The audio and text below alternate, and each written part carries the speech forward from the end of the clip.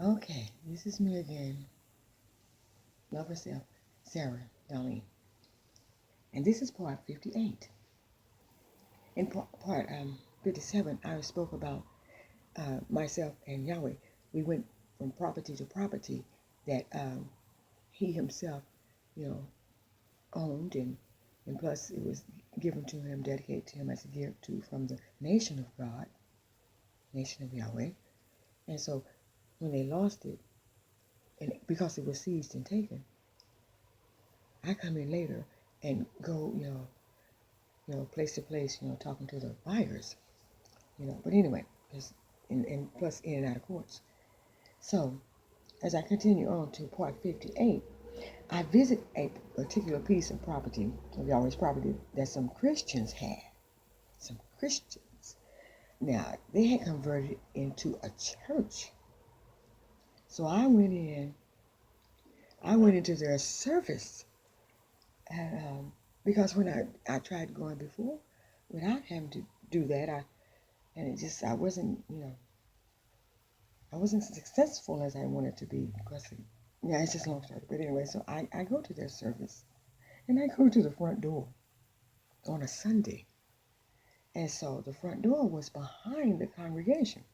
So I figured that I need to speak loud enough for the entire church that was full to hear me. But I didn't have a mic, because I wasn't invited.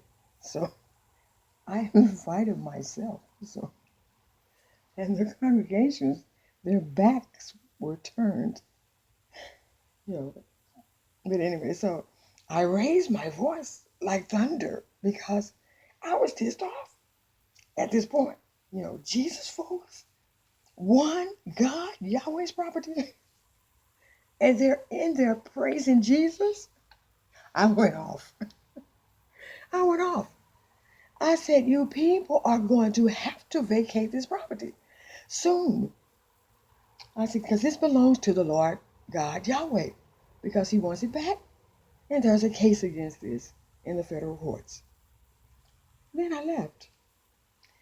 So, as they all turned around to see who this angry yellow was, and the minister, who I interrupted, as he was having his sermon there, with the organist playing, and the little gospel songs. The minister said, Satan, rebuke you. Get her, he yelled, for them to come get me. Boy, did those deacons chase me. But, but the building, the aisle, the hallway, it was so long, and they were down front, and I was already at the door entrance. So I calmly strolled away and was outside the gate before they could reach me.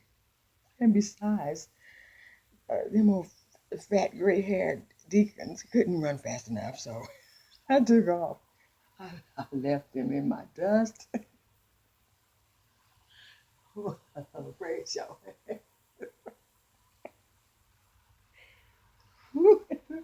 Excuse me, but I was angry.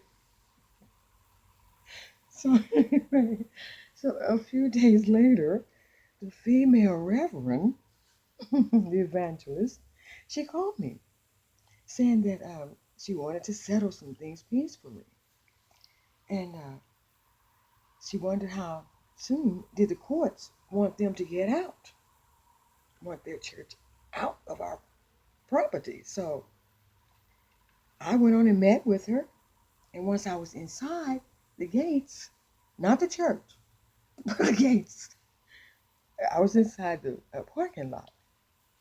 Her son padlocked it. He padlocked the gates. And then he says, you're not getting out. We call the cops. So I'm standing there. I got one or two of my children with me.